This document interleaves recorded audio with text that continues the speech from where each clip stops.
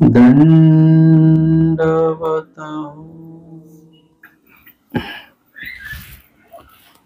आजच्या सत्रामध्ये आपण स्मृतीस्थळ या ग्रंथातील 234 पासून त्याच्या स्मृती श्रवण चिंतन करणार आहोत।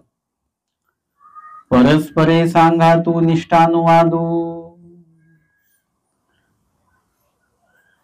एक वेळ धर्मवार्ता प्रसंगे भटोबासी म्हणितले, वडिले धाकुटिया सांगा तू द्यावा।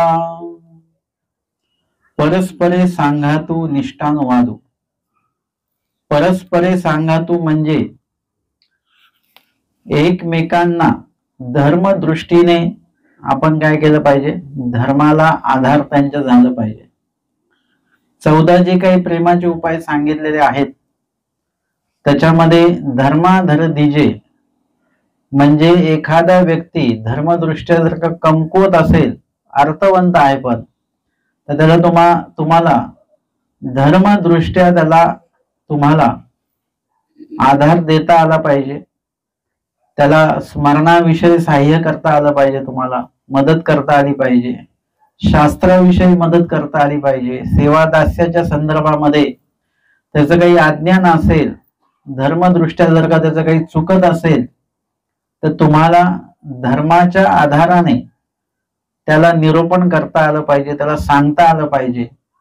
आणि वेळ प्रसंगी जर का आपण कुठेतरी धर्मदृष्ट्या कमकुवत असू तर आपल्याला सुद्धा संग सांगत हा नित्यविधी देवानी सांगितलेला आहे। धर्माकारणे आणि ज्ञानाकारणे वैराग्याकारणे आपल्याला संग सांगत जो विधी आहे तो करता आला पाहिजे। आपल्याला कुठल्याही त्याच्यामध्ये न्यूनता वाटली नाही पाहिजे। जर का ती न्यूनता इथे वाटली तर ती न्यूनता आपली कायमस्वरूपीच राहील। जसं आपल्याला एखादं अज्ञान असेल एखाद्या गोष्टीविषयी, सेवादास्य, स्मरण, शास्त्राविषयी, तर त्याविषयी जो संदेह असेल तो आपण विचारला पाहिजे। ती जी काही पोकळी आहे आपल्या बाबतीमध्ये ती पोकळी आपण भरून काढता आली पाहिजे आपल्याला, नाहीतर मग पूर्णपणे आपण कायमस्वरूपी त्या संदेहाविषयी आपलं अज्ञान कायमच राहील। म्हणून इथे सांगितलं की परस्परे, नुसतं समोरच्याला नाही, धर्माधर दिजे याच्यामध्ये त्यांना आपण धर्माच्या बुद्धीने आणि धर्मबुद्धीनेच बर का, म्हणजे तुम्ही कुठल्या तरी स्वार्थ बुद्धीने देत असाल तो आधार तर तो प्रेमोपायाकडे जात नाही, तो धर्मबुद्धीनेच तो आधार दिला गेला पाहिजे, जेणेकरून त्यामध्ये तुमची बुद्धी सुद्धा कशी आहे की त्याला धर्म घडावा अशीच बुद्धी आहे आणि आमचं सुद्धा त्याच्यामध्ये धर्मदृष्ट्या लाभ व्हावा अशाच प्रकारचं आपली सुद्धा एक बुद्धी असली पाहिजे, आपली ती धारणा तशीच असली पाहिजे। आणि मग असं जर का या धर्मबुद्धीने आपण प्रत्येक क्रिया केली म्हणजे स्वतःला सुद्धा धर्म जाणून घेण्याची जी वृत्ती आहे ती सुद्धा धर्मबुद्धीच असली पाहिजे। तुम्ही ज्ञानी होत आहेत परंतु ते ज्ञानी का होतोय आपण, सर्वांवर प्रभाव माझा पडावा म्हणून मी ज्ञानी होतो आहे, तर ती धर्मबुद्धी नाहीये। आणि समोरच्यांना आपण जेव्हा धर्म सांगतो त्यावेळेला त्यांनी आपल्या प्रभावाखाली राहिलं पाहिजे, आपल्या अधीन राहिलं पाहिजे। म्हणून जर का मी धर्म सांगत असेल तर ती सुद्धा धर्मबुद्धी नाही। धर्मबुद्धी अशीच असली पाहिजे की तो धर्म अशा पद्धतीने सांगितला गेला पाहिजे की हे सर्वजण ईश्वराच्या अधीन कायमस्वरूपी राहिले पाहिजेत, अशी बुद्धी ठेवून, धर्मबुद्धी ठेवून धर्म सांगता आला पाहिजे। अशाच बुद्धीने धर्म स्वीकारता पण आला पाहिजे। कोणी जर का आपल्यापेक्षा वयाने लहान जरी आपल्याला धर्म सांगत असेल तर ती ऐकण्याची तयारी आपली असली पाहिजे। आणि ते घेताना सुद्धा धर्मबुद्धीनेच घेतलं पाहिजे की माझ्या ईश्वराचं शास्त्र हे सांगत आहेत, अशा बुद्धीने आपण ते स्वीकारलं पाहिजे। कधी कधी असं होतं की कालच कोणीतरी उपदेश घेतलेला आहे ते आज जर का सांगत असेल, काल म्हणजे नवीन नवीन उपदेशी आहेत, तर मग जुने उपदेशी त्यांना म्हणा तू काल उपदेश घेतला तू आम्हाला शिकवतो म्हणजे, परंतु तो जो शिकवतो आहे ते काय आहे, धर्मबुद्धीच शिकवतो आहे, चांगलंच सांगतो आहे की वचनाद्वारे असं हे केलं तर वचनामध्ये असं सांगितलं, तुम्ही जे करताय ते थोडंसं वचनायुक्त नाही असं जर का तो सांगत असेल तर ते स्वीकारता आलं पाहिजे. आपण आपला जो धर्म आहे तो धर्म वृद्धिंगत करायचा असेल तर आपल्याला परस्परे, स्वामींनी शास्त्र चर्चेविषयी पण काय सांगितलं, परस्परे मथन करायला सांगितलेलं आहे. परस्परे म्हणजे एकमेकांशी चर्चा करा ज्ञानाविषयी, तर तुम्हाला नूतन अर्थ त्याच्यातनं प्राप्त होईल. आणि भोजन समय सुद्धा काय सांगितलं, एकत्र खानपान, म्हणजे त्यावेळेला सुद्धा तुमच्या भोजनातल्या चुका किंवा भोजनामध्ये ईश्वर धर्म वार्ता या सगळ्या गोष्टी घडल्या पाहिजेत, की भोजनातल्या चुकाही आपल्या निरसन झाल्या पाहिजेत आणि त्या ठिकाणी धर्मवृद्धी सुद्धा झाली पाहिजे. आणि त्यासाठी परस्परे हा जो शब्द आहे की एकमेकांच्याच आधाराने आपल्याला पुढे पुढे पुढे जायचंय. तुमच्याकडे अज्ञान असेल तर ज्ञात विरक्ताचा संग करा, आणि तुम्हाला धर्मदृष्टी कोणी कमकुवत भेटलं त्याला धर्माला त्याचा आधार द्या.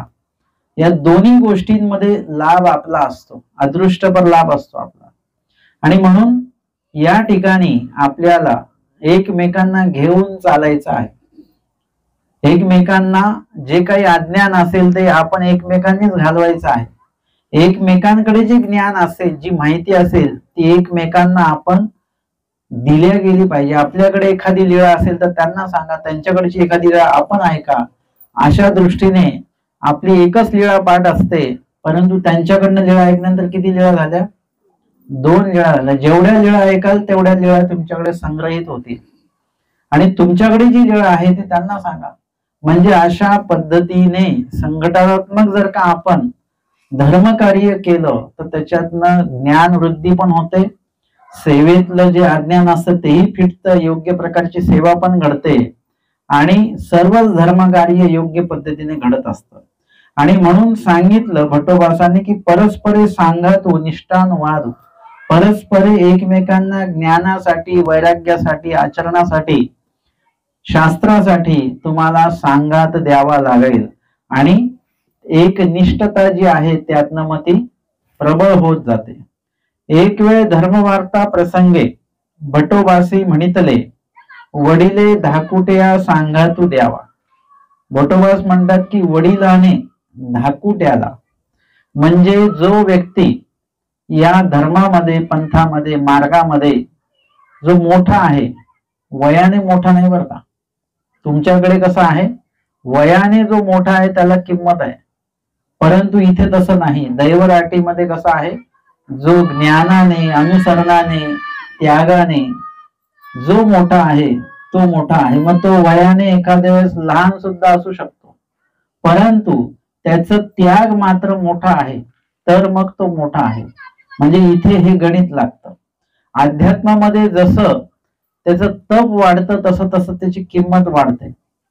आणि म्हणून इथे जो वडील म्हटल्यानंतर एखादी व्यक्ती 50 वर्षाची आहे आणि एखादी व्यक्ती 30 वर्षाची, दोघेही अनुसरलेले आहेत, पण 30 वर्षाच्या व्यक्तीने आधी अनुसरण घेतलेलं आहे, आधी तो मार्गात आलेले आहेत ते, तर त्या दृष्टीने ते आपल्यासाठी वडील आहेत. वयाने एकदम लहान आहेत ते, परंतु त्यागाच्या माध्यमातून, अनुसरणाच्या माध्यमातून ते आपल्यापेक्षा वडील ठरतात.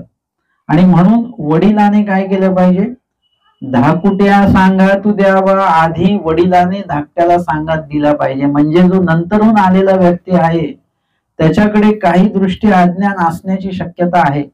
जर तुम्ही मार्गात जाता, तुम्हाला पटकन काही गोष्टी उमटत नाहीत, मार्गातले जे नियम आहेत वगैरे वगैरे. तुम्ही आता घरी जेवण करता, एकदम जेवता जेवता तुम्ही सगळे एकत्रच बसता जेवायला घरातले, उष्टा हातच तुम्ही चमच्याला लावत असता, उष्ट्या हाताने घेतो आपण. मार्गात तसं नाही चालत, मार्गामध्ये डाव्याच हाताने घ्यावं लागणार तुम्हाला. उष्टा हात तुमच्या ताटातच राहिला पाहिजे, तो भांड्यांपर्यंत पोहोचला नाही पाहिजे. आता हे घरी हे लक्षात येत नाही, किंवा तुम्ही तुमच्या घरी पटकन तुमच्याकडे ते मडकं काय असतं त्याच्यात ग्लास बुडवला की त्याच्यातनं पाणी प्यायचं, असं बुडवून बुडवून तुम्ही पाणी पिता. आता अलीकडे सगळ्यांकडे सोय आहे म्हणा, परंतु आधी काही भागांमध्ये आजही तसं बघायला मिळतं आम्हाला. मग तसं मार्गामध्ये सोवळं थोडस पाळलं जातं व्यवस्थित, म्हणजे कारण की ते पाणी कुणाला अभ्यागतांना द्यायचंय, कोणी अधिकाऱ्यांना येणार आहेत, साधू येणार आहेत, सर्वांना ते दिलं गेलं पाहिजे, तर त्याच्यातनं ते उष्ट नाही झालं पाहिजे वगैरे वगैरे, त्याच्यातनंही हा विधी लागू शकतो आपल्याला. म्हणून अशा दृष्टीने आपल्याकडे काही अज्ञान असू शकतं, उठण्या बसण्याचं अज्ञान असू शकतं.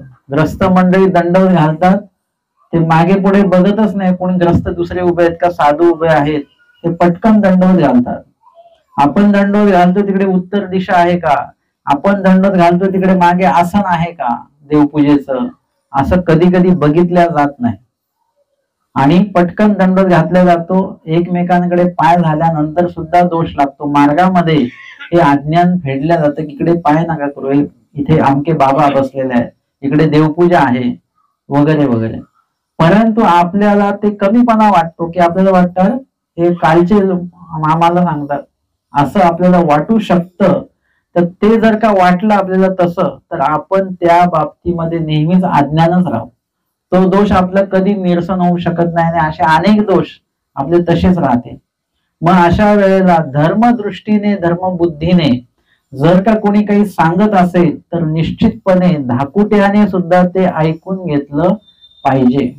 आणि वडिलांनी सुद्धा, जो मोठा आहे त्यागाने ज्ञानाने, त्या व्यक्तीने सुद्धा आवर्जून त्यांना सांगितलं पाहिजे. अनिष्ट जे आहे ते न पुसत, अनिष्टजनक जेवढं काय आहे ते न पुसत फेडावेत. म्हणजे त्यांनी नाही विचारलं तरी सुद्धा आपण ते सांगितलं पाहिजे, असा तो नियम आहे. आणि म्हणून वडिलांनी काय केलं पाहिजे, जे मोठे आहेत त्यांनी आवर्जून त्यांचा धर्म वृद्धिंगत व्हावा यासाठी त्यांना सांगातू द्यावा, म्हणजे त्यांना सांगात दिला पाहिजे. सांगात म्हणजे मार्गामध्ये जर का तुम्ही बघितलात, आपण जर का नवीन असू आणि आपल्यापेक्षा त्यागाने जर का कोणी आचरणाने मोठे आहेत तर आपण त्यांना देखोवेखी त्यांचा आचार केल्या गेला पाहिजे, आपल्याकडनं तो झाला पाहिजे. आधी तर देखोवेखीच तुम्हाला ते करावं लागेल. कसं बसायचंय, काय बसायचंय, वाकायचं किती दंडवतामध्ये, हे तुम्हाला सुरुवातीला असंच देखोवेखी करावं लागेल. मग तुम्हाला लक्षात येईल की इतकं का वाकायचं असतं दंडवताच्या वेळेला, इतकी विनम्रता कशी आणायची आहे, सेवादास्य करताना कशा पद्धतीने आपला भाव असला पाहिजे, हे हळूहळू तुमच्यामध्ये नंतर उतरेल.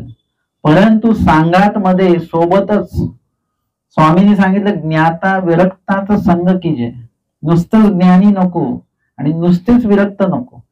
ते तुम्हाला जर का त्यांच्याकडनं काही शिकायचं, ते ज्ञानी तर आहेतच, जे विरक्त आहेत ते ज्ञानी तर आहेतच, पण ते बोलणारे पण असले पाहिजे, सांगणारे असले पाहिजे.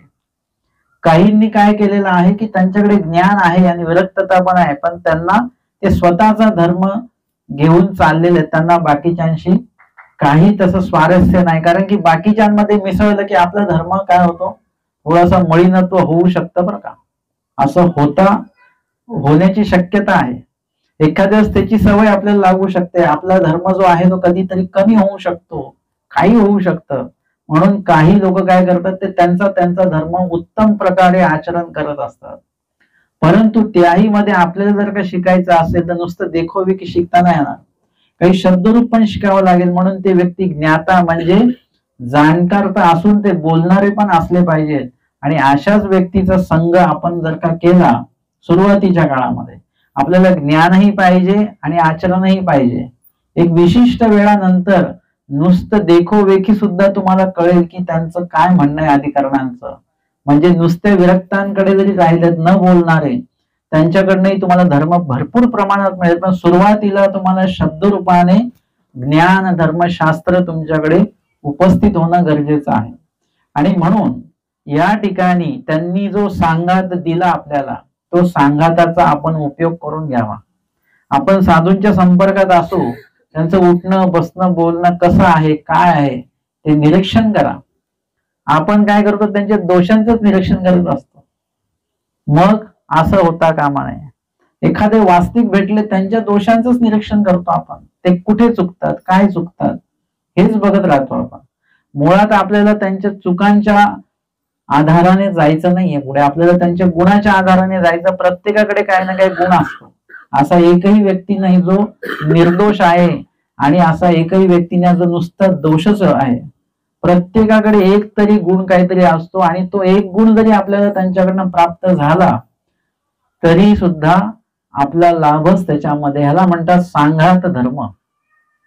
आमच्या स्वामींनी कुणाला सांगती केलेलं? चोराला सांगती केलेलं. का बरं केलं? चोर आहे त्याला सांगती का केलं? कारण की त्यांनी स्वामींना त्या दृष्टीने बघितलेलं होतं. ही एका दृष्टीने त्यांना शिक्षा होती त्या लोकांना.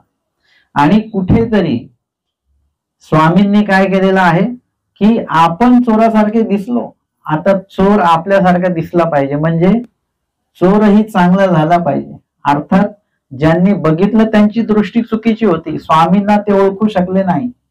एथीची दैवी ते क्वापी नाही म्हटलेलं आहे. इतकं तेज स्वामींच्या श्रीमुखावर आहे आणि ते सैनिक मात्र ओळखू शकले नाहीत.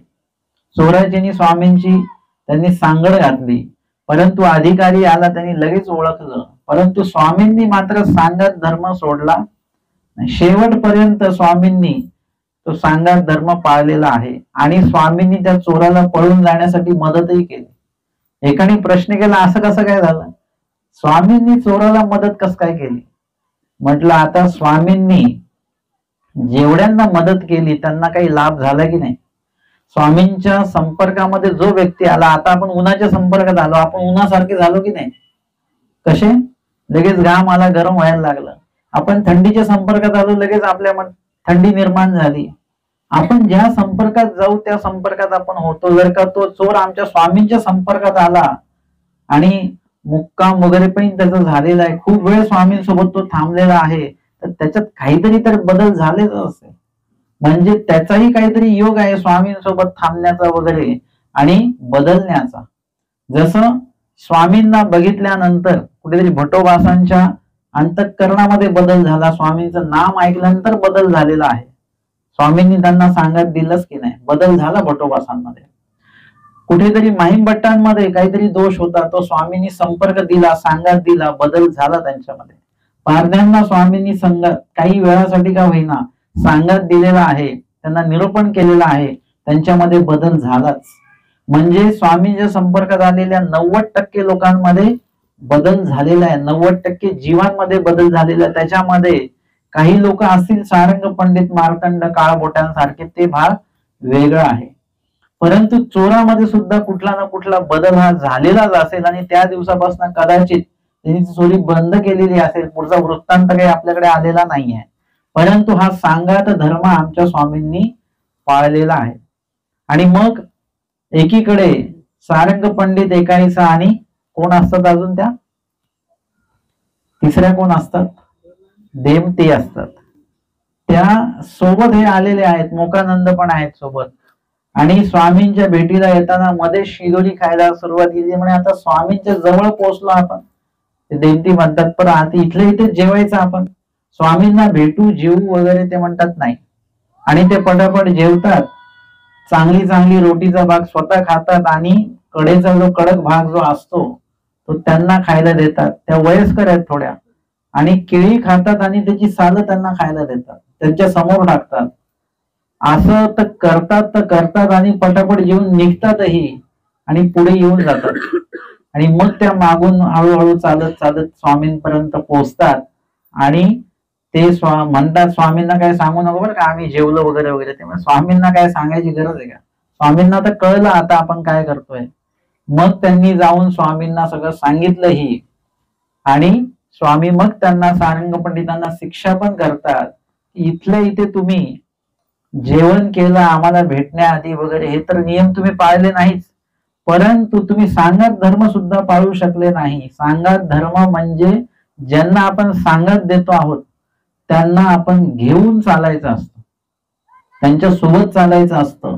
म्हणजे नुसतं प्रवासामध्ये सोबत चालायचं नसतं, तर त्यांच्या प्रत्येक धर्म कार्यामध्ये आपण त्यांना योग्य ते मार्गदर्शन करायचं असतं, योग्य ते जे काही आहे ते त्यांना सांगायचं असतं आणि त्यांना घेऊन असं चालायचं. तुम्ही तुमच्या धर्मदृष्टीने खूप पुढे असाल, परंतु त्यांच्याशी धर्म आचरत असताना त्यांच्या पद्धतीने आपण त्यांना सांगितलं पाहिजे.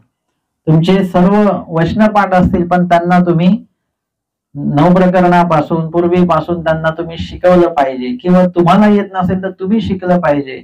अशा प्रकारे एकमेकांचा सांगत धर्म जो आहे तो आपण, हे मी कशासाठी सांगतो आहोत, तुम्ही जे आहात सर्व तुमचं पण काय आहे, हा सांगत धर्म आहे. तुम्ही म्हणाल आमचं महिला मंडळ आहे, मदंबा मंडळ आहे, काय काय तुम्ही नाव द्याल त्याला, परंतु तुमचं जे काही नाव असेल मंडळाचं, पण तुमचं काय आहे, सांगात आहे. आणि तो सांगात धर्म एक देवाने आम्हाला विहित करून दिलेला आहे. एकमेकांचा धर्म आपण एकमेकांनी सांभाळून आपण पुढे चाललो तर आपण सर्वच्या सर्वच धर्मबुद्धीने आपण विचार करू आणि सोबतच आचार पण आपला होईल.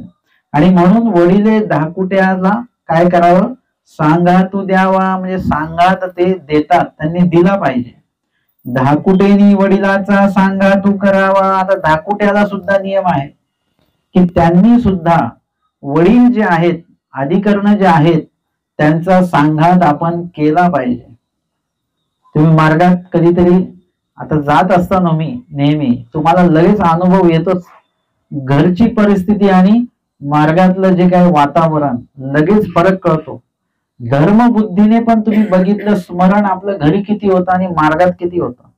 घरी आपण मानसिक स्थिती आपली कशी असते आणि मार्गात मानसिक स्थिती कशी असते, किती सुंदर सगळं वातावरण असतं.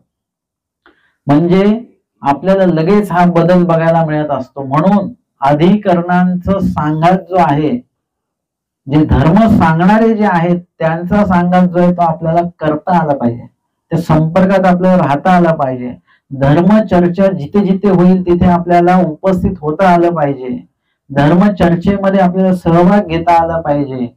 तर आपली जी मानसिक स्थिती आहे ती उजळत जाते. मानसिक स्थिती उजळायला किती सोपं काम आहे, म्हणजे खूप काही करावं लागत नाही. तुमच्या घरी एखादं भांड जळालेलं असेल तर महिलांना किती त्याबद्दल हे समस्या असते. आता त्याच्यात गरम पाणी करून ठेवा, काही वेळ भिजत ठेवा, मग संध्याकाळी तारेची घासणी घ्या, घासत बसा, तरी ते निघत नाही. बरं ते भांड निघालं तर त्याला चरे पडतात, ते वेगळे. म्हणजे समस्या आहेत.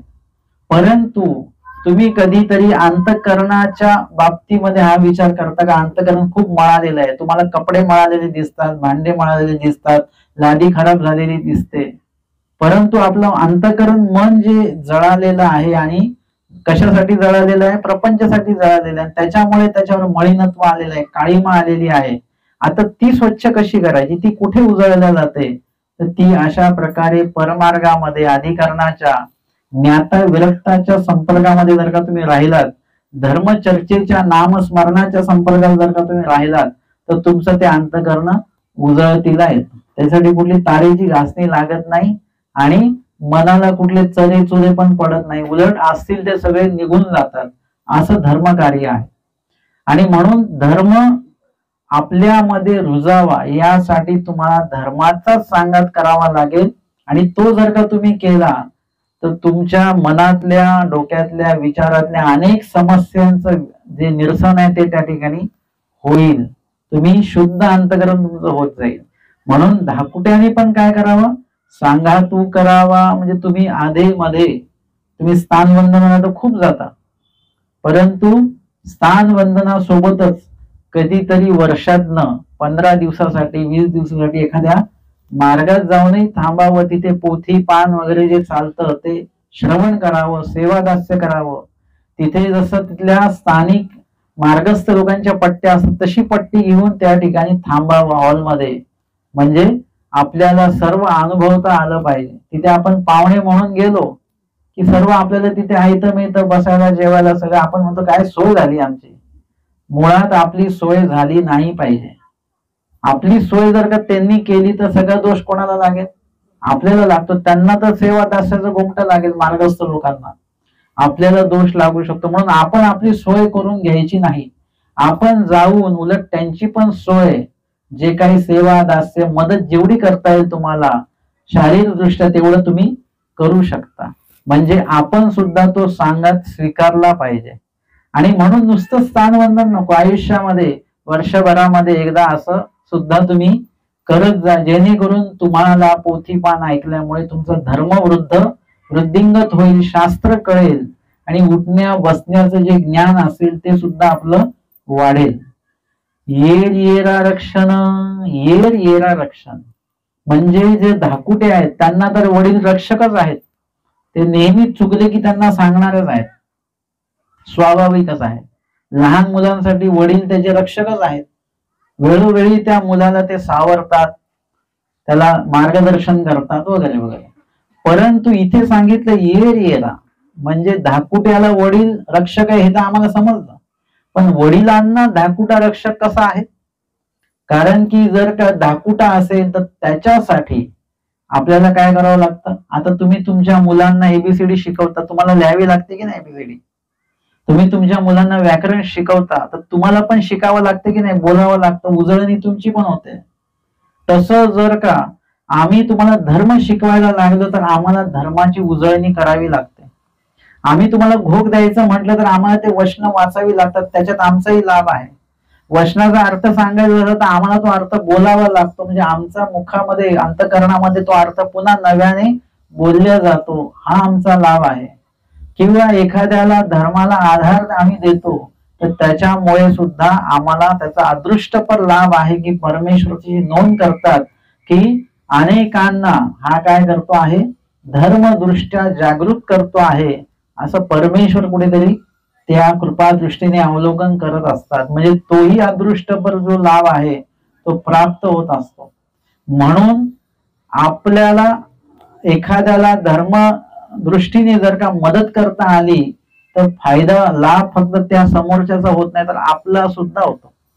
तुम्ही जर का नुसतं सांगितलं जरी की अमके अमके अधिकरण आलेले आहेत, तुम्ही जाऊ शकत नाही पण तुम्ही दुसऱ्यांना निरोप जा, आम्हाला येता येत नाही पण तुम्ही जा, तर त्याचाही लाभ तुम्हाला आहे. धर्म धर येर येरा, म्हणजे एकमेकांनी एकमेकांना जर का धर्म शिकवला तर त्याच्यामध्ये दोघांचाही लाभ त्याच्यामध्ये होत असतो. आणि दैवराटीमध्ये तर असं आहे, तुम्ही जेवढा धर्म तुमच्या अंतःकरणामध्ये बोलाल, शब्दांमध्ये तुमच्या येईल, तेवढा लाभ तुम्हाला त्याच्यातनं प्राप्त होत राहतो. म्हणजे तुमचा तेवढा जो वेळ आहे तो धर्म कार्यासाठी उपयोगी चाललेला आहे. कर्म कार्यासाठी आपण आता कर्मदृष्ट्या आपण कसे आहोत, शून्य आहोत. आता सध्या इथे बसल्यानंतर आपण धर्मदृष्ट्या या ठिकाणी बसलेलो आहोत. नुसते तुम्ही इथे आलात जरी तरी त्याचाही लाभ आपल्याला प्राप्त होतो. आणि म्हणून येर येरा रक्षण, एकमेकांना एकमेकांचं रक्षण आहे. आणि जसं ती वेल असते आणि झाड आहे, त्या वेलीला झाडाच्या संदर्भामध्ये काय आहे, रक्षण मिळतं आहे. आणि त्या वेलीला जे पाणी घातलं जातं ते पाणी झाडाला मिळतं आहे. म्हणजे एकमेकांमुळे एकमेकांना लाभ होत असतो. आणि आपण जसं व्यवहारामध्ये तुम्ही काय बघता की एकमेकांना स्वार्थपर लाभ काय होणार आहे ते आपण बघतो. आम्ही तुम्हाला मदत करू, त्याच्यात आम्हाला काय लाभ आहे, मग तुम्हाला असं असं आम्ही मदत करू. आपण स्वार्थपर पद्धतीने व्यवहारामध्ये जगत असतो. परंतु दैवराटीमध्ये परमार्थपर आपल्याला एकमेकांचा लाभ करता आला पाहिजे. जर का मी तुम्हाला वचन सांगितले त्या बदल्यात मला काय मिळेल, तर माझा वेळ धर्म कार्यामध्ये उपयोगी लागेल. तुम्ही जर का एखाद्या लिळा सांगितली त्याच्यात तुम्हाला काय प्राप्त होईल, तर तेवढ्या वेळ ईश्वर चिंतन तुमचं घडताय, पारमार्थिक लाभ तुमचा होतो आहे आणि त्यांनाही तुम्ही पारमार्थिक लाभ करून देताय. असं येर येरा रक्षण. म्हणून सांगा तू द्यावा करावा. आणि म्हणून इथे विधी सांगितला की सांगा तू द्यावा म्हणजे दिलाही पाहिजे आणि करावा म्हणजे केलाही पाहिजे. असं नाहीये की आपण भरपूर ज्ञानी झालो म्हणजे आपल्याला कोणाचं सांगत करायची गरज नाही. आता मला सर्व ज्ञान आहे म्हणजे मी सांगत नाही केलं पाहिजे, अशातला भाग नाही. मी पण आदनं मधनं गुरुजनांकडे जाऊन थांबत असतो किंवा त्यांचं कुठलं तरी मार्गदर्शन ऐकत असतो, घेत असतो, ते काय सांगतात हे जाणून घेत असतो. म्हणजे मला सुद्धा किंवा कुणाला सुद्धा अशा पद्धतीने सांगत करावं लागतो. तुम्ही कधी दोन अधिकरणांची भेटी बघा. दोन्ही अधिकरण म्हणजे ज्ञान दृष्टीने आचरण दृष्टीने इतके परिपक्व आहेत ते, त्यांना कुठला संदेह असेल असं आपल्याला वाटत नाही. पण जेव्हा दोन अधिकरण भेटतात आणि त्यांची जेव्हा शास्त्र चर्चा होते तेव्हा इतकी सुंदर असते ती, म्हणजे त्याचा लाभ आपल्याला घेता आला पाहिजे. म्हणजे ते सुद्धा किती मोठे अधिकरण असले तरी त्यांच्या चिंतनातले काही त्यांचे प्रश्न असतात आणि हे अधिकरण त्यांच्या चिंतनातले उत्तर त्यांना देतात. त्याच्यावर आक्षेप खंडन वगैरे असं सुंदर परस्परे मंथन त्यांचं त्या ठिकाणी बघायला आपल्याला मिळत असतं. आणि म्हणून इथे सांगितलं सांगा तू द्यावा करावा दोन्ही गोष्टी घडल्या पाहिजेत. हे स्मृती अनोभासी ऐकुनी जीवी धरलीची होती. ही स्मृती जी आहे ही म्हणजे ही आधीची घटना आहे, खूप कधीतरी सांगितलेली, जेव्हा अनुभव जे आहेत हे वास्तविक होते, अनुसरलेले नव्हते. हे तेव्हापासून त्यांनी आपल्या स्मृतीमध्ये ही घटना, हे बोलणं जे आहे ते अंतःकरणामध्ये ते साठवून ठेवलेलं होतं. धर्म जो असतो, शास्त्र जे असतं, हे जेव्हा ऐकतो आपण, हे नुसतंच ऐकायचं नसतं बरं का, की तुम्ही 2 तास ऐकले आणि बस आता 10 दिवस आपल्याला रोज 2 तास हे ऐकायचं आहे. नुसतंच ऐकायचं नाहीये, त्यातला एक एक मुद्दा जो आहे तुमच्या दृष्टीने लाभदायक, तो तुम्ही मनामध्ये साठवून ठेवायचा आहे. आणि जेव्हा केव्हा आपल्याला त्या गोष्टींची आवश्यकता पडते, चिंतन आपलं जेव्हा घडतं, त्या वेळेला आपल्याला ते आठवता आलं पाहिजे की आपण या पोथीमध्ये आज हे ऐकलं, ते ऐकलं. त्याची नोंद आपली झाली पाहिजे. काय काय ऐकतो आपण ते मुद्दे नोंदवले गेले पाहिजेत.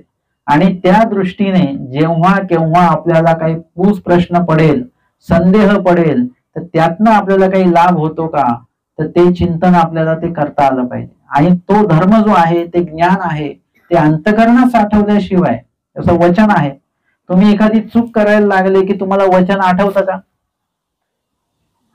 आठवतं का? हो माणूस नाही बरं का कोणीच, कारण की नाहीच आठवत.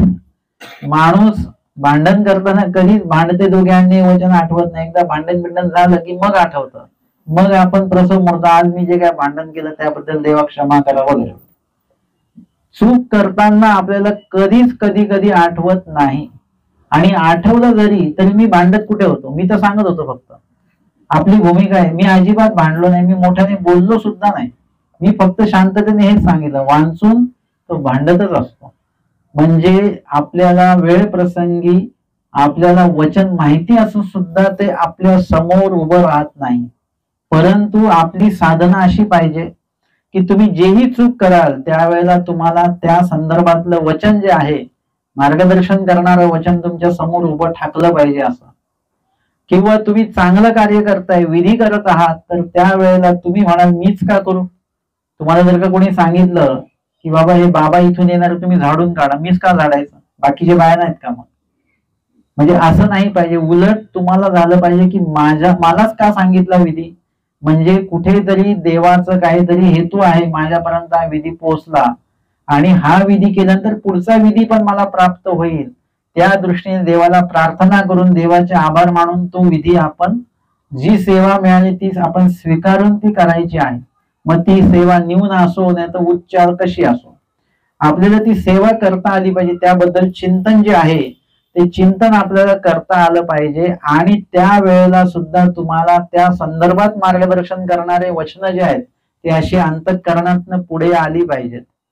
आपण एखाद्यांना लीळा सांगतोय त्यावेळेला आपण तीच बुद्धी ठेवली पाहिजे की यांना जर का मी लीळा सांगितली तर कुठेतरी धर्मवार्ता घडेल, परमेश्वराची कृपादृष्टी आपल्यावर येईल, परमेश्वर माझ्यावर उदास असतील तर ते प्रसन्न होतील थोड्या का अंशाने होईना, असा धर्म हेतू ठेवून आपल्याला समोरच्याला ती लीळा सांगता आली पाहिजे. मग तुमचा त्याच्यामध्ये कुठलाही स्वार्थ जो आहे तो अजिबात येणार नाही.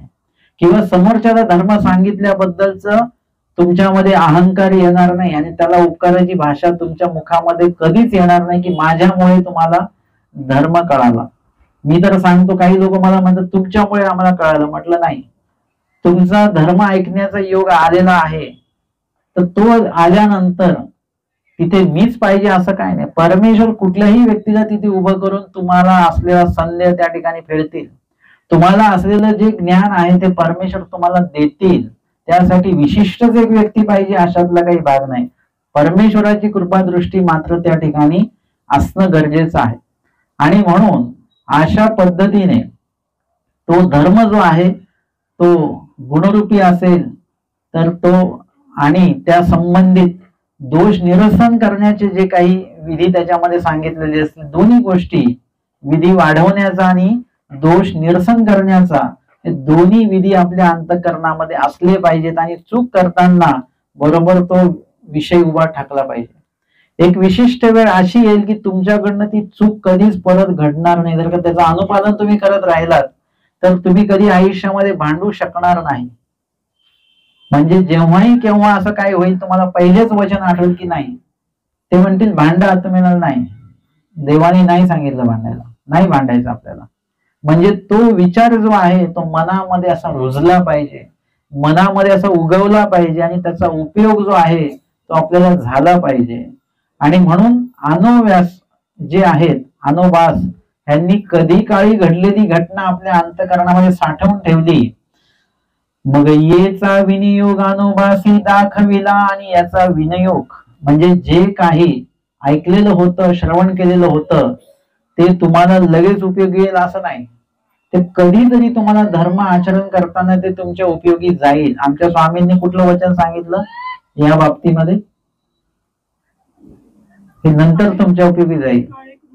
काळे करुणी, एकीकडे स्वामींनी सांगितलं काळे करुणी वस्त्र तुल्य होईल असंही सांगितलं, आणि काळे करुणी उपयोगाला जाईल असं सुद्धा सांगितलेलं आहे. म्हणजे एखाद्या वेळेस आपण देवाला विसरू पण शकतो काळ मोठा कालावधी गेल्यानंतर. आणि एकीकडे असं सांगितलं जर का देव हृदयगाम्य जर का आपण एकदा केला तर काळे करुणी तुम्हा ते परमेश्वर उपयोगी जाणार आहे, परमेश्वराचं शास्त्र उपयोगी जाणार आहे, ते आचरण तुमच्या उपयोगी जाणार आहे. आणि कधी काळी ऐकलेलं काही लगेच आठवेल की नाही, त्यावेळेला आपण पोथीमध्ये ते ऐकलं होतं 5 वर्षा पहिले, आणि तो प्रसंग आज उभा राहिला. आणि ती चुकी आपल्याकडनं झाली असती पण नाही, तो प्रसंग आठवला की नाही, इथे सांगितलं की आत्मघातकी असे कोणी ठाऊ नाही का. होतं ना, आपण ही टीका कधीतरी ऐकलेली आहे 5 वर्षाआधी, आणि घरात काही वाद भांडणं झाली आणि आपण चाललो आत्मघात करायला. एकदम सोपं काम असतं का ते, जगण्यापेक्षा मरणं सोपं वाटतं लोकांना. परंतु ज्याच्याकडे ज्ञान आहे, शास्त्र आहे, तो करेल का असं काही नाही. त्याला वाटेल की मरण्यापेक्षा अनुसरलेलं चांगलं, अनुसरण घेऊया, मार्गात जाऊया. आपण तसं करता येईल आपल्याला. म्हणजे त्याच्याकडे जर का धर्म असेल तर तो कधी आत्मघाताला शरण जाणार नाही, तो ईश्वराच्या अनुसरणाला शरण जाईल, अनुसरेल तो. म्हणजे अशा पद्धतीने धर्म आपल्या उपयोगी जात असतो. आणि म्हणून इथे सांगितलं की त्यांनी जीवी धरलीची होती, म्हणजे ती स्मृती त्यांनी जीवी धरलेली होती, म्हणजे अंतःकरणात, मनामध्ये नव्हे तर पूर्ण जीव स्वरूपामध्ये त्यांनी ती रुजवलेली होती, त्यांनी लक्षात ठेवलेलं होतं ते. आणि मग त्यांनी येचा विनियोग अनोवासी दाखविला, उपयोग त्यांनी एकदा घेतला. जे ऐकली तै वासनिक होते, जेव्हा त्यांनी स्मृती ऐकली किंवा त्यांनी ते श्रवण, धर्मश्रवण जेव्हा त्यांनी ते केलेलं आहे तेव्हा ते वासनिक होते, म्हणजे ग्रस्त वेशामध्ये ते होते.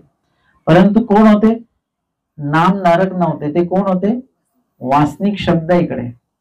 वासनिक म्हणजे वासनिकाच्या 2 व्याख्या केलेल्या आहे. जो अनिष्ट सेवा पोळतो, म्हणजे चुकीच्या गोष्टी तो करतच नाही, आणि जर का घडली तर त्याच्याविषयी त्याच्या अंतःकरणामध्ये पोळ राहतो, दुःख राहतं की माझ्याकडनं असं का झालं. जर का तुम्हाला असं वाटत असेल तर तुम्ही वासनिक आहात असं समजायला हरकत नाही. परंतु आपण आपल्या चुकी संदर्भामध्ये आपल्याला काही सुख दुःख वाटत नाही. आज जरी अन्यवार्तेबद्दल सांगितलं, उद्या परत येऊन अन्यवार्ता करत असू आपण, तर आपण वासनिक नाहीत, आपण नामधारकही नाही असं धरून चला तुम्ही.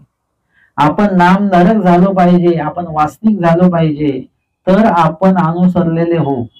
आपल्याला अनुसरणाची भीती का वाटते किंवा इच्छा का होत नाही, कारण की आपण वास्तविक दशेमध्ये अजून प्रवेशच नाही केला. तिथे सांगितलं वास्तविक म्हणजे कोण, ज्याची अनुसरणाची वासना, तो वासनिक, त्याला म्हणावं वासनिक. आता आम्ही सरसकट म्हणतो की हा वासनिक वर्ग सर्व आलेले आहेत, सगळे वासनिक आलेले आहेत, परंतु त्यांना कितीकांना अनिष्ट सेवेबद्दल त्यांच्या मनामध्ये पोळ आहे, कितीकांना अनुसरणाबद्दलचा वासना मनामध्ये आहे की आम्हाला अनुसरायचं आहे, असं कितीकांना वाटतं बरं. जर का असं असेल, आपल्या मनामध्ये सतत अनुसरणाचा विचार असेल, तर निश्चित प्रकारे तुम्ही वासनिक या पदामध्ये आहात.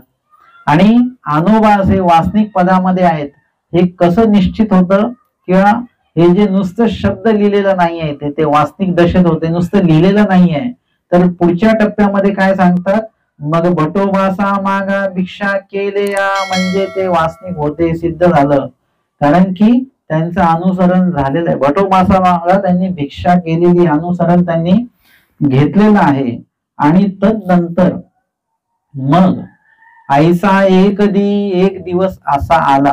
आता कधी काळी धर्मश्रवण केलंय जेव्हा ते वासनिक होते, आता भटोबासा मागा ते अनुसरले. आणि मग ऐसा एके गावी निद्रा समय, एका गावाला अटनादी क्रमे असताना सोबत अजून पण कोणतरी आहेत. आणि निद्रा समय आपल्या शिष्या ते म्हणितले.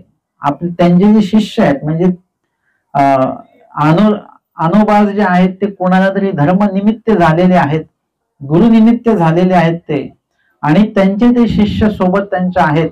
आणि मग अशा वेळेला ते म्हणतात, निद्रा समय आपल्या शिष्या ते म्हणितले. आपल्या शिष्याला मुक्काम ज्या गावाला आहे त्या ठिकाणी त्या शिष्यांना ते बोलले, मज भवते तुम्ही निद्रा करा. म्हणजे आता तुम्ही काय करा, माझ्या जवळच इथे समोरच असं काय करा, तुम्ही निद्रा करा. म्हणजे असं कुठे लांब वगैरे जाऊ नका निद्रेला, इथेच निद्रा करा.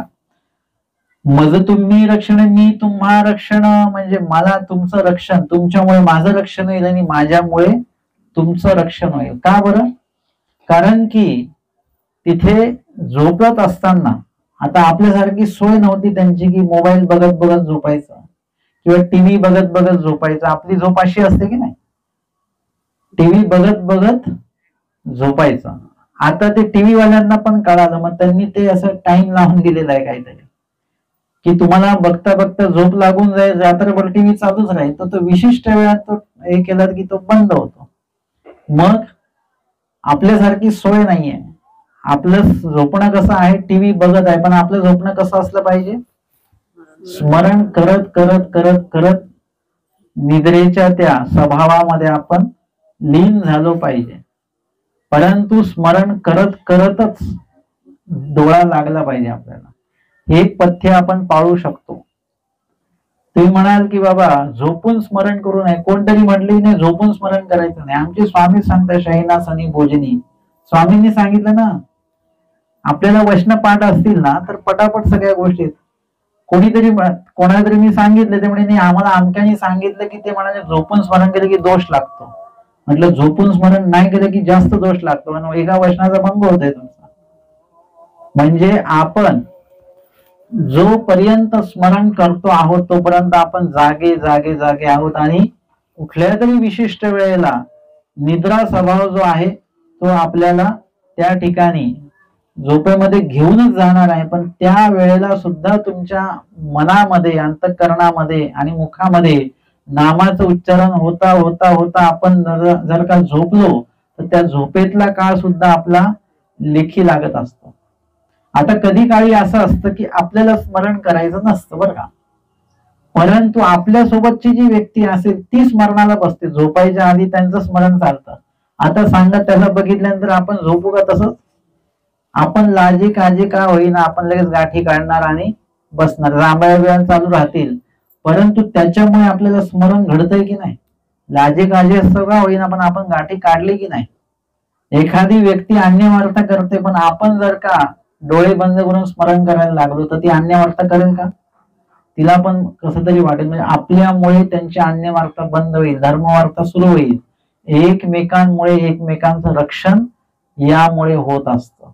किंवा झोपताना देखील स्मरण करता करता धर्मवार्ता जर का आपण करत राहिलो, बोलत राहिलो की आजचा विषय काय झाला, आज काय सांगितलं, आज कुठली स्मृती झाली, आचाराचं कुठलं वचन झालं, मग ते आपल्याला पाळता येईल का, अशा प्रकारे आपण धर्मचर्चा करता करता त्याच्यामुळे काय होईल, त्या ठिकाणी परमेश्वराची कृपा दृष्टी आहे.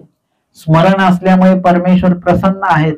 आणि अशामुळे तुमच्यामुळे माझं रक्षण, माझ्यामुळे तुमचं रक्षण. म्हणजे काय होईल, रात्री अपरात्री काय अघटित घडेल तर असं काही घडणार नाही.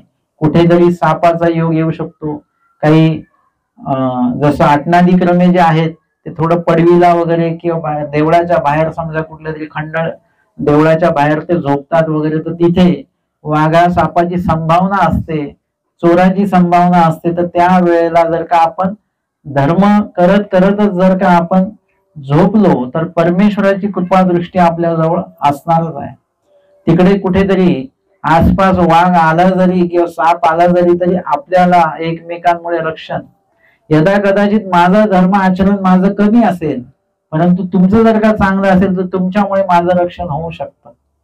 त्याची घटना काही आठवते का तुम्हाला अशी? स्मृतीस्थळातली म्हणा वगैरे, की कुणामुळे कुणाचं रक्षण झालं असं?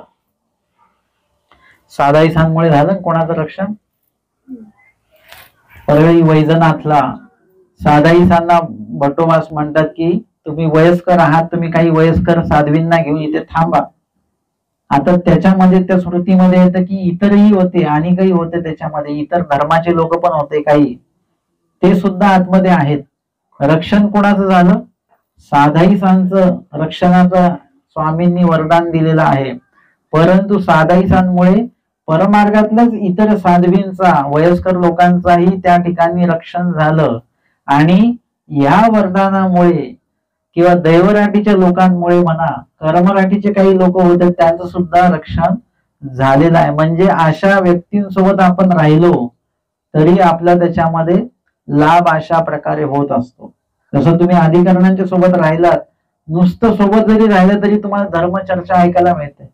कुठल्याही प्रसंगावरून ते काहीतरी असा घटना सांगतात, जुन्या बाबांची गोष्ट सांगतात, काहीतरी धर्मयुक्त काहीतरी सांगतात, सहजपणे आपल्याला ऐकायला ते मिळत राहतं. म्हणजे त्यांचा नुसतं सहवास जरी केला तरी त्याच्यामध्ये आपलं लाभ होतो आणि धर्म वृद्धी होते. आणि सोबतच अशा वेळेला कधी कधी असं असतं ना की ते म्हणतात आम्ही तीर्थयात्रेला गेलो वगैरे, आमच्या काहीच ओळखीचं नाही काय नाही, पण आमच्यासोबत जे बाबा होते त्यांच्यामुळे आमची सोय झाली, असं होतं ना. त्या बाबांमुळे आपली सोय होऊन जाते भोजनाची वगैरे. हे काय झालं? त्यांच्यामुळे आपलं धर्मरक्षण होत राहतं. परमेश्वर त्यांचं जे स्मरण चालू आहे, आपली अन्यवार्ता चालू आहे मागे गाडीमध्ये, त्यांचं स्मरण चालू आहे, त्यांच्या स्मरणामुळे आपल्या सर्वांचं रक्षण होत असतं. म्हणून ते म्हणतात की मज तुम्ही रक्षण मी तुम्हा रक्षण, म्हणजे आपण एकमेकांना काय करू? धर्मदृष्टीने रक्षित करू. एकमेकांचे सांगाते धर्मसिद्धी नेऊ, आणि एकमेकांचे सांगाते म्हणजे एकमेकांना धर्मदृष्ट्याने जर का आपण सांगत दिला तर काय होईल? एकमेकांचा धर्म आपण सिद्धीला नेऊ शकतो. जसं त्याच्यामध्ये घटना येते महानुभावांच्या इतिहासामध्ये की दोघही आटनादिक्रमे निघालेले आहेत आणि एक जण थोडेसे मळीनत्व ते पातले आणि एका घरी ते थांबले. दुसरे हे आटनादिक्रमे आले आणि बघितलं की आपले सांगाती कुठे आहेत, काय आहेत, आपण इथे भेटण्याचं निश्चित केलेलं. मग त्यांनी विचारणा केली, मग त्यांना माहित पडले ते कुठे आहेत. मग तिथे ते गेले आणि त्यांना मग बघितलं, त्यांनी त्या घराच्या पडवीमध्ये बसले, त्यांना अंगणात बोलवलं, अंगणातनं घराच्या बाहेर बोलवलं आणि घराच्या बाहेर आल्यानंतर गावाच्या बाहेर त्यांना घेऊन गेले आणि मग त्यांना धर्म निरूपण केलं की बाबा हे तुम्ही कुठे मळीनत्वात हे पातलंय, आपलं काय ठरलं, काय आहे, आपण शास्त्र काय आहे, हे सर्व त्यांना परत निरूपण केलं. त्यांना उजळता आली आणि ते परत त्यांच्या आचारावर दृढ झालेले आहेत. हे काय आहे? अशा प्रकारे एकमेकांचा धर्म आपण सिद्धीला न्यायचा. तुम्ही जर का म्हटलात की बाबा उद्यापासून सकाळी 4ला स्मरणाला उठायचं आहे, परंतु आपणच आपला अलाराम लावून जर का झोपलो तर उठल्यानंतर आपण काय करू? स्मरण नाही करणार, आपण अलाराम बंद करणार पहिले आणि परत झोपून जाऊ. परंतु आपण एकमेकांना सांगितलं असेल मला 4 वाजता फोन करा. आता एकमेकांना फोन जर का आपण केले, परत तुम्ही फोन करा की उठले का, स्मरणाला बसले का? हो बसलेलो आहे. म्हणजे एकमेकांना आपण अशी मदत करू शकतो. वचन पाठ झाले का तुमचे? माझे वचन पाठ झालेले आहेत, तुमचे झाले की नाही झाले? ते म्हटलं आमचे पाठच होत नाही. पाठ करा, मी मदत करतो तुम्हाला वचन पाठ करायला. म्हणजे अशा दृष्टीने एकमेकांचा धर्म आपल्याला पुढे न्यायचा. असं नाहीये की मलाच एकट्याला पुढे जायचंय, माझी 100 वचन पाठ झाली, सोबतचे जे आहेत त्यांचे 25च झाले, मग आपण त्यांच्या समोर माझे 100 वचन पाठ झाले, म्हणजे त्यांचं खच्चीकरण करायचं नाही. तुम्ही सांगा की नाही मी भरपूर कष्ट घेतले, भरपूर हे झालं, तुम्ही सुद्धा तुमची बुद्धी माझ्यापेक्षा चांगली आहे असं त्यांना सांगू शकता तुम्ही. आणि असते बुद्धी तशी, फक्त माणूस एका न्यूनगंडामध्ये राहतो म्हणून त्याचा अभ्यास होत नाही. पण त्याला त्याच्यातनं बाहेर काढा आणि पुढे जर का तुम्ही त्याला हात धरला त्याचा तर तोही तुमच्या सोबत पुढची वचन पाठ करू शकतो. असं एकमेकांचा धर्म सिद्धीला नेला पाहिजे. आपण कुठली क्रिया करत असू तर त्या क्रियेची जाणीव आपल्याला आहे तर त्याचं ज्ञान, त्याच्याबद्दलची माहिती बाकीच्यांनाही द्या, की असं असं आम्ही करतोय, तुम्हाला सहभाग घ्यायचा आहे का वगैरे. पटकन आपण कधी कधी काही लोक असे असतात की ते एकटेच ती क्रिया करून मोकळे होतात, ते दुसऱ्यांना सांगत नाहीत, त्यांना वाटतं नाही आम्हालाच लाभ झाला पाहिजे. तसं नाही, लाभ तुम्हाला तुमचा जसा आहे तेवढा तुम्हाला भेटणार आहे, त्याच्यात काही कमी होणार नाही. परंतु आपण सर्वांना धरून चाललं पाहिजे आणि सर्वांना त्याचा लाभ झाला पाहिजे, अशा प्रकारची धर्मबुद्धी आपली असली तर एकमेकांचे सांगा ते धर्मसिद्धी नेव, म्हणजे तरच आपला धर्मसिद्धीला जाईल.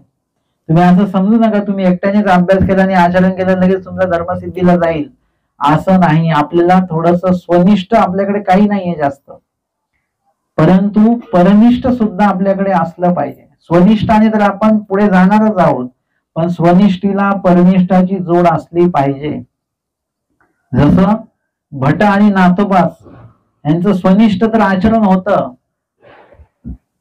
स्वनिष्ठ देवाला ते आवडतच होते, परंतु कुठेतरी श्राद्ध भोजन करून आल्यानंतर काय झालं, त्यांचं स्वनिष्ठ कमी पडलं की नाही. मग तिथे काय उपयोगी आलं, परनिष्ठ उपयोगी आलं, म्हणजे बाईसांची विनंती उपयोगी आली की नाही. बाईसा म्हटले बाबा त्यांना आतमध्ये घ्या, त्यांना विचारा काय शिक्षा असेल ते द्या. बाईसा मध्यस्थी झाल्या, परनिष्ठ जे काय असेल ते तिथे उपयोगी पडलं. तसं कधी कधी आपण आपल्या धर्माचरणाने आपण कुठेतरी कमकुवत असू, आपल्यासाठी इतर लोक विनंती करतील, प्रार्थना करतील, तर त्यांची विनंती देव मान्य करतील. आपली एकट्याची विनंती देव मान्य नाही करणार, पण अनेकांनी जर काही विनंती केली तर यदा कदाचित देव मान्य करतील विनंती. परनिष्ठ सुद्धा आपल्याला असलं पाहिजे. म्हणून स्वतःच्या धर्माला स्वतः उपयोगी पडलंच पाहिजे, पण अनेकांच्याही धर्माला जर का तुम्ही उपयोगी पडलात तर परनिष्ठ गोमट जे आहे ते आपलं वाढतं.